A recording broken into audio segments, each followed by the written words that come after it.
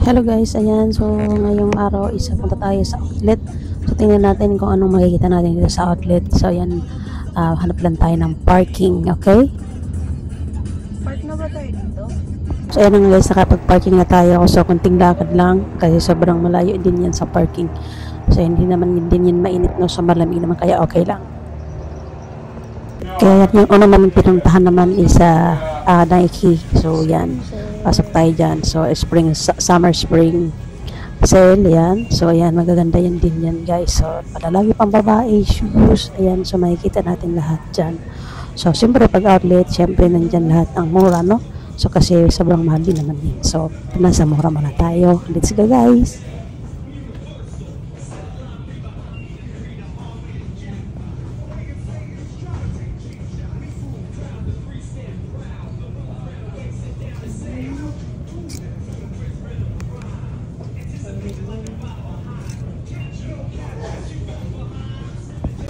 So, syempre, ayan, nakikita nyo na yan. Kaya kung outlet, so, nandyan meron naman din nakapambuyang-yang lang. So, pili lang kayo dyan kasi nakapambuyang-yang nga lang, diba? So, medyo mura po yan, no? Pero talagang nasa kalahati yan, mga 50%, mga ganyan, mga 30, 40, ganyan. So, ang gaganda, guys. So, yan, pag maraming pera, marami kang mabibili, syempre. So, ayan.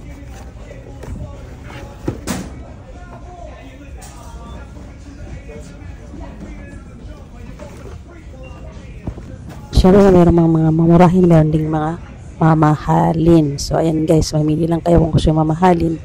No, sa mga nasa 5,000 plus lang yan sa pera natin. Pero iba talaga, wala pang 5,000 guys. So, ayan, maka-Nike ka na. So, ayan, maraming magaganda. So, tiyaga lang talaga. Kaso medyo malayo nga lang yan. Kaya, siyempre, tiyagaan lang yan. So, 1 hour yan bago ka makarating dyan. So, yan.